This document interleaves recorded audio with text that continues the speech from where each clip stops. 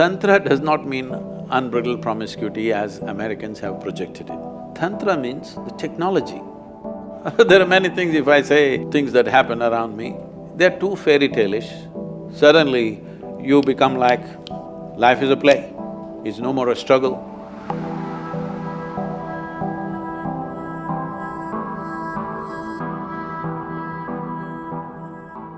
Namaste. Can you talk about mentalism? What's mentalism? Mentalists like… Oh, Mentalist, that movie? Yeah. Like that? Mentalism, yeah. Okay. Don't go by the Hollywood movie. A lot of things are exaggerated there, but can human mind do things outside? Of course it can.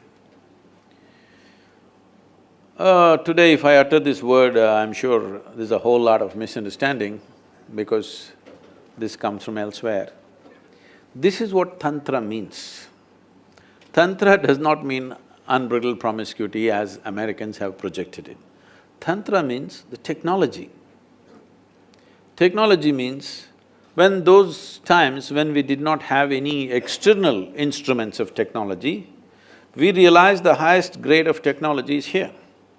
And to exercise this in many different ways. Now, if we want to see outside that door, we need a periscope. Now somebody found a way to look beyond without a periscope. Using your mind beyond the realm of your body. Right now, mind is functioning within the realm of your body, you want to use it there. It is possible to do that, it's not possible. It's just that all kinds of wild and absurd things are believed. If you trim those things, in many ways, knowingly or unknowingly, many of you are using this. You create what you want in the world when you really want it. In a way, it's simply your focus which makes those things happen.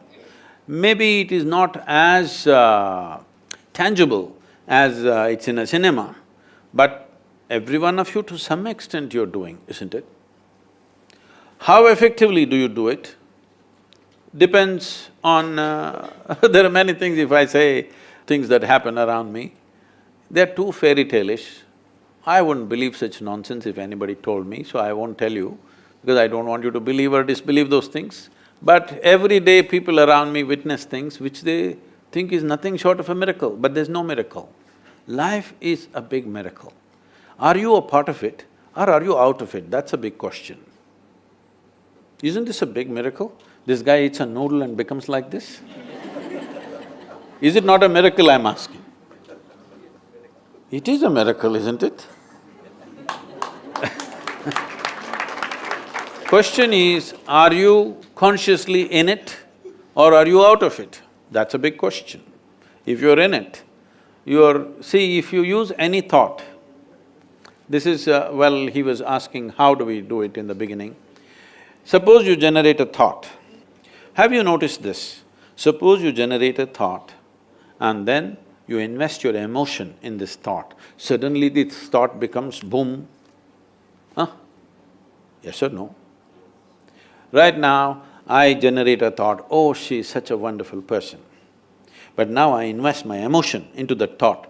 Now suddenly, you are not just another person to me, you're something else to me. Is it reality or no?